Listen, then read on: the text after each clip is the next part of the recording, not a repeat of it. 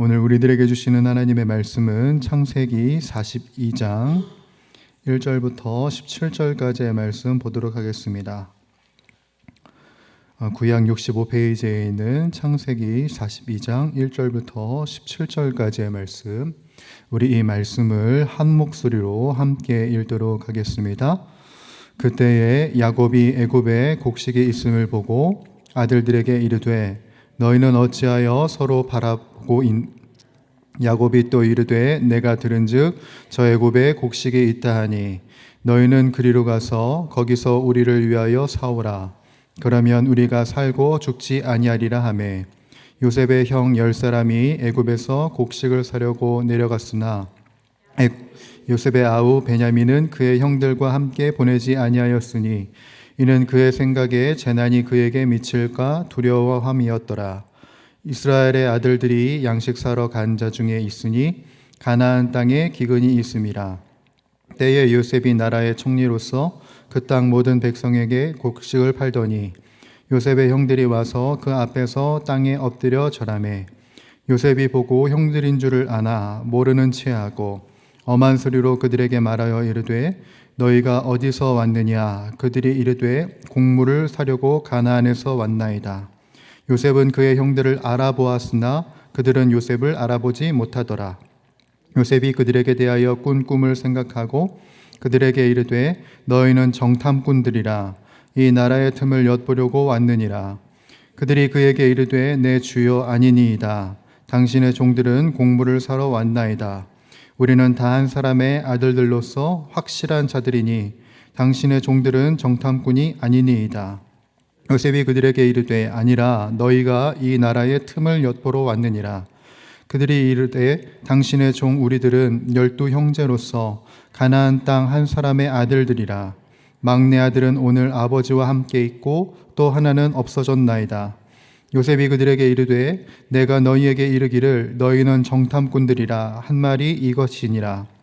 너희는 이같이 하여 너희 진실함을 증명할 것이라. 바로의 생명으로 맹세하노니 너희 막내 아우가 여기 오지 아니하면 너희가 여기서 나가지 못하리라. 너희 중 하나를 보내어 너희 아우를 데려오게 하고 너희는 갇혀 있으라. 내가 너희 말을 시험하여 너희 중에 진실이 있는지 보리라. 바로의 생명으로 맹세하노니 그리하지 아니하면 너희는 과연 정탐꾼이니라 하고 그들을 다 함께 3일을 가두었더라. 아멘. 오늘 이 새벽에 제단에 나오신 우리 주님의 권속들 환영하고 축복합니다. 오늘도 주님께서 이뤄가시는 새 날과 새 역사를 만끽할 수 있는 우리 모두가 되기를 간절히 소원합니다. 세계적인 기독교 변증가이면서 목회자로 활동하셨던 고 팀 켈러 목사님께서 자신의 책 고통에 답하다라는 책에서 이렇게 말씀을 하셨습니다. 고난에는 의미가 있으며 고난을 통해 하나님의 뜻을 이루신다라고 얘기하셨어요. 이 글귀 앞에서 저는 좀 많은 생각을 해보게 되었습니다. 하나님이 고난을 통해 어떤 뜻을 이루길 원하실까? 하나님이 어떤 뜻을 이루기를 원하시는 것일까? 내 삶에 기근과 같이 아무것도 없는 이 고난 속에서 그리고 때로는 억울한 일을 당하는 그 상황 속에서 하나님은 어떤 일을 이루길 원하시는 것일까라는 생각을 굉장히 많이 했어요. 말씀을 보면서 찾은 하나님의 마음은 이것이었습니다. 깨어진 관계를 다시 연결하는 것이었어요. 하나님과 나의 관계가 연결되는 것, 그리고 나와 너라는 이 공동체의 관계가 그냥 단순히 겉보기에만 그럴듯해 보이는 관계가 아니라 화평으로 이루어지는 것. 그래서 온전한 교류를 원하시는 것이 바로 우리를 향하신 하나님의 마음이라는 생각이 들었습니다. 아마 많은 분들이 들으셔서 아시겠지만 에반 올마이티라는 영화가 있는데요. 그 안에는 가족의 갈등이 해결되기를 원하는 아내와 하나님과의 대화가 나오는데 하나님이 이렇게 이야기를 하십니다. 누가 인내를 달라고 하면 하나님은 그 사람에게 인내심을 주실까요? 아니면 인내심을 발휘할 수 있는 기회를 주실까요? 용기를 달라고 하면 용기를 주실까요? 아니면 용기를 발휘할 기회를 주실까요? 가족이 가까워지게 해달라고 기도하면 뿅 하고 묘한 감정을 느끼도록 하실까요? 아니면 서로 사랑할 수 있는 기회를 마련해 주실까요? 그래서 제가 생각을 해봤습니다. 고난이란 기회구나. 하나님이 허락하신 인내심과 용기를 취할 수 있는 기회구나라는 생각이 들었고, 특별히 여러분, 하나님은 깨어진 관계를 원치 않으십니다. 그래서 하나님은 고난을 이용하셔서라도 서로의 연합을 이루시기를 원하시는 것이 바로 하나님 아버지의 마음이라는 것이지요. 바로 이러한 시각으로 우리가 오늘 본문을 상고해 볼 필요가 있습니다. 오늘 42장을 보게 되면 가나안 땅에 기근이 찾아온 것을 보게 됩니다. 여러분, 기근이라는 것은 단순하게 먹을 것이 없는 상태가 아니죠. 땅 전체가 메말라져 버린 것입니다. 생기가 메말라서 모든 곳간이 텅 비어져 있는 상태인 것이죠. 그러니까 언제 죽어도 이상하지 않을 상황인 거예요. 본문 1절을 보게 되면 텅 빈 곳간 앞에서 무기력하게 앉아있는 아들들을 향해서 야곱이 이렇게 말하는데, 여러분 1절 다시 한 번 더 우리 읽어보겠습니다. 시작.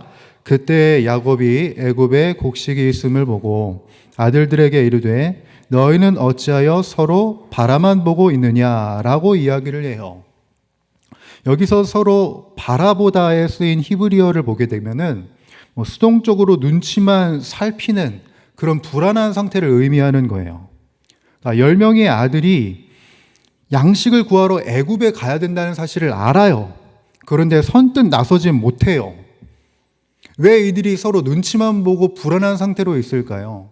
단순히 곡식이 없었기 때문이 아닙니다, 여러분. 애굽이라는 장소는요, 단순한 이웃나라가 아니에요. 20년 전 자신들이 요셉을 팔아넘긴 장소죠. 기근으로 점점 곳간이 비어갈 때 애굽에 양식이 있다는 소식을 듣고도 이 형제들이 움직이지 못했던 것, 선뜻 움직이지 못한 것은 그들의 마음 깊은 곳에 20년 동안 감춰놓은 죄책감이 있는 거예요. 여러분, 요셉의 가정을 보십시오. 형제들이 아버지에게 20년 동안 함구하고 있는 거짓말이 있어요. 형제들 사이에서는 왜 요셉을 그때 그렇게 했냐, 왜 그렇게 팔아넘겼냐, 이렇게 서로 탓하는 원망이 있어요. 야곱은 자식들의 영적 상태를 확인하지 못해요. 그래서 왜곡된 사랑을 베냐민에게 집중합니다. 편애와 거짓으로 얼룩진 이 가정에는 먹을 것만 없는 게 아니라요, 서로를 향한 사랑이 없는 거예요. 그냥 겉보기에는 아버지와 아들이라는 관계만 있지 그 안에는 사랑이 텅 비어 있었던 것입니다. 하나님은 이 골마버린 관계를 치유하시기 위해서 무엇을 끌어오시냐면 기근을 끌어오세요. 기근이 아니었다면 이들은 끝까지 자신의 죄를 덮어둔 채 가만히 있었을 거예요. 껍데기만 가족인 채로 살아갔을 것이지요. 그런데 하나님은 이 기근을 사용하셔서 억지로 이 형제들을 어디로 보내냐면 애굽으로 밀어내세요. 그래서 자신의 죄책감을 직면하게 하시는 것이지요. 여러분, 하나님이 치유를 시작하신 것입니다. 바로 고난을 통해서 말이죠. 아버지의 요청에 의해서 좌이반 타이반으로 이 형제들이 애굽으로 이제 나아갑니다. 요셉이 형들을 발견해요. 그리고 단번에 알아챕니다. 요셉의 마음이 어땠을까요? 20년 만에 자신을 팔아넘긴 형제들을 봤어요. 어떤 마음이실 것 같으세요? 여러분들이라면. 아마 20년 동안 응어리졌던 억울함과 복수심이 저라면 치밀어 올랐을 것 같아요. 아, 나를 팔아넘긴 사람들이 왔다. 아마 이가 갈릴 것 같은데, 그런데 요셉이 생각한 것은 뭐냐면은 이런 복수심과 억울함이 아니라 하나님이 주신 꿈이었어요. 9절을 보게 되면 이렇게 기록이 되어 있습니다. 요셉이 그들에게 대하여 꾼 꿈을 생각하고 라고 되어 있어요. 생각하고에 쓰인 히브리어는요, 자카르라고 되어 있거든요. 이 자카르를 살펴보게 되면은 그냥 단순하게 과거의 일을 떠올리는 것이 아니에요. 하나님의 약속과 언약을 기억하면서 내 마음에 새긴다. 마음에 새겼다라는 의미를 갖고 있어요. 그러니까 요셉은 애굽에 떠나와서도 하나님의 약속을 가슴에 새겼고, 그랬기 때문에 늘 그의 우선순위는 무엇이었냐면 자신의 기준과 자신의 생각이 아니에요. 무엇이었을까요? 하나님의 약속인 거예요. 하나님이 늘 우선순위였어요. 요셉이 바로 이 시점에 자신이 어렸을 적 꾸었던 꿈이 그저 내가 칭송받는 것만이 아니구나. 하나님 앞에서 우리 가족이, 우리 족속이 온전한 연합을 이루는 것에 있구나라는 것을 깨달았어요. 그런데 그런 깨달음에 다다른 요셉의 모습이 뭔가 좀 이상해요. 9절 하반절을 보게 되면은 그 깨달음에 이른 요셉이 뭐라고 말하냐면 이렇게 말합니다. 요셉이 그들에게 대하여 꾼 꿈을 생각하고, 자, 여기가 중요해요. 그들에게 이르되 너희는 정탐꾼들이라 이 나라의 틈을 엿보려고 왔느니라 라고 말해버리는 거예요. 요셉이 형들을 정탐꾼으로 모함합니다. 언뜻 보면은, 우리가 정말 언뜻 보면 요셉이 자신의 복수심에 못 이겨서 형들에게 복수하는 거구나 라고 보이지만 형들에게 복수하는 게 아니에요. 만약 형들에게 복수를 하고자 했던 게 요셉의 마음이었다면 정탐꾼으로 모함하는 게 끝이 아니라 바로 사형을 시킬 수 있는 구실을 만들었겠죠. 아니면 아예 곡식을 주지 않을 생각을 했을 것이에요. 단박에 거절했어야 했던 겁니다. 그런데 요셉이 왜 형들을 정탐꾼으로 모함했을까? 형들과의 관계를 회복을 하고 싶은데 형들이 20년 동안 변했는지 변하지 않았는지 확인을 하고 싶었던 거예요. 남은 동생 베냐민을 이 형들이 어떻게 대하는지 이 상황을 만들면서 형들과의 관계를 개선하고자 했던 것이 바로 요셉의 마음이었던 겁니다. 그래서 오늘 본문 마지막 17절을 보시죠. 17절을 보게 되면 이렇게 기록이 되어 있습니다. 어떻게 기록이 되어 있죠? 그들을 다 함께 3일을 가두었더라 라고 되어 있어요. 형들을 3일 동안 옥에 가두어 버려요. 이 3일 동안 감옥 생활을 한 이 형제들이 어떤 마음이었을까요? 고난이었고 공포였고 불안함이었겠죠. 그런데 내일 살펴볼 이 21절을 보게 되면 이들이 이러한 고난의 시간들을 통해서 비로소 동생에게 행했던 자신들의 죄를 회개하고 토설하게 됩니다. 고난의 감옥이 아니었다면 결코 터져나오지 않았을 회개였고, 그리고 고난의 억울함이 아니었다면 결코 이루어지지 않았을 형제들의 연합이었던 거예요. 저는 우리 사랑하는 주의 권속들에게 이렇게 질문을 드리고 싶어요. 혹시 지금 여러분들이 살고 있는 삶에 기근이 찾아오셨습니까? 내가 아무리 발버둥 쳐도 해결되지 않는 경제적인 어려움이 있으세요? 질병의 고통이 있습니까? 관계의 괴로움이 있으세요? 여러 가지의 고난이 있으십니까? 혹시 요셉의 형들처럼 누군가에게 오해를 받고 정탐꾼으로 몰린 것과 같은 억울한 고난을 당하고 계십니까? 저는 우리 모두가 기억했으면 좋겠어요. 우리의 선하신 하나님께서 그 고난의 시간을 결코 낭비하지 않으신다는 사실인 것입니다. 내가 겪는 이 기근과 고난은 나를 멸망시키려는 것이 아닙니다.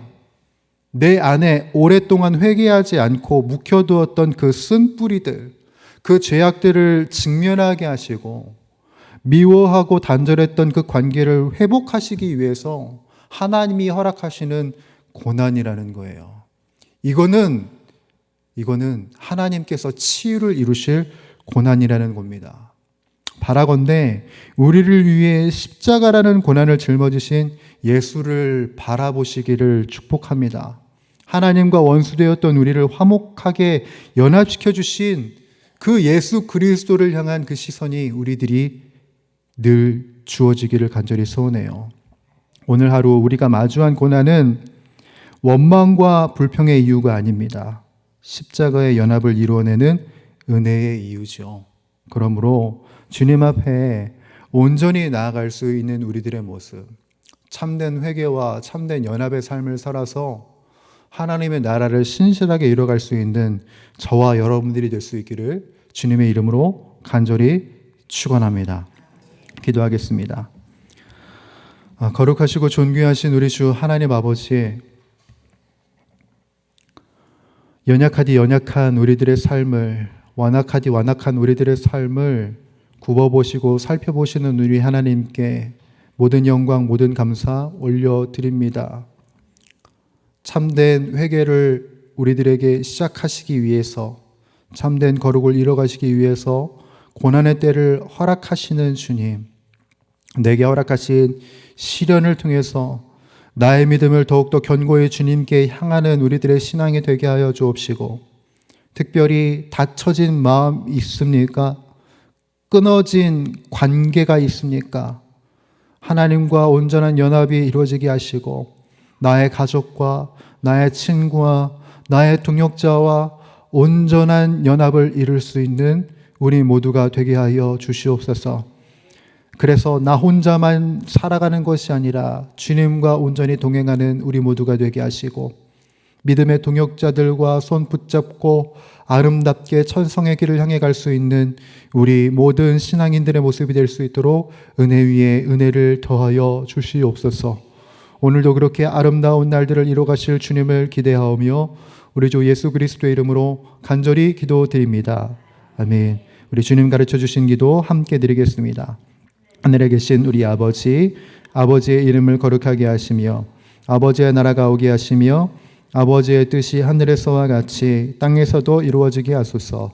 오늘 우리에게 일용할 양식을 주시고 우리가 우리에게 잘못한 사람을 용서하여 준 것 같이 우리 죄를 용서하여 주시고 우리를 시험에 빠지지 않게 하시고 악에서 구하소서. 나라와 권능과 영광이 영원히 아버지의 것입니다. 아멘. 이 시간 우리 함께 기도하며 나가도록 할 때, 주님, 고난의 시기를 걸어가는 우리들의 인생 속에서 불평과 원망이 아닌 십자가의 연합을 온전히 이뤄갈 수 있는 우리 모두가 되게 하여 주옵소서. 하나님과 끊어진 관계가 아닌지, 내 지체들과 끊어져 있는 관계가 아닌지 살펴보게 하시고, 십자가의 보혈을 흘리시기까지 우리와 하나 되셨던 예수 그리스도처럼 우리도 하나 되기에 힘쓰는 우리 모두가 다 되게 하여 주옵소서. 그렇게 살아갈 수 있도록 오늘도 성령으로 충만케 하여 주시기를 간절히 소원합니다. 머리부터 발끝까지 주의 영으로 충만케 하여 주셔서 마땅히 기도할 바를 알게 하여 주옵시고, 우리들의 인생 속에 고난일지라도 고통일지라도 모든 것을 합력하여 선을 이루시는 그 하나님의 하나님 되심을 경험하게 하여 주옵소서. 우리 선교사님들을 위하여서 기도하겠습니다. 선교 사역을 감당하는 우리 선교사님들 영육을 강건하게 하시고 그 가정에도 하나님의 평안과 기쁨이 충만케 하여 주옵소서.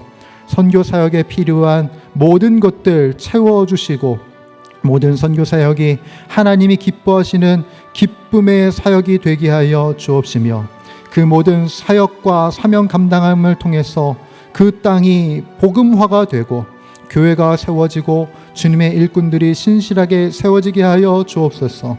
우리 연약해져 있는 환우들이 많습니다. 그 환우들의 치유함과 그리고 또한 여러분들이 가지고 나오신 기도의 제목들 우리 하나님 아버지 앞에 아뢰며 우리 간구하며 기도하며 나가도록 하겠습니다. 함께 기도하시겠습니다. 거룩하시고 존귀하신 우리 주 하나님 아버지, 전능하신 주님의 그늘로서 우리들을 덮어주시고 생명의 온기로 사랑의 온기로 우리들을 채워가시는 주님께 모든 영광 모든 감사 올려드립니다.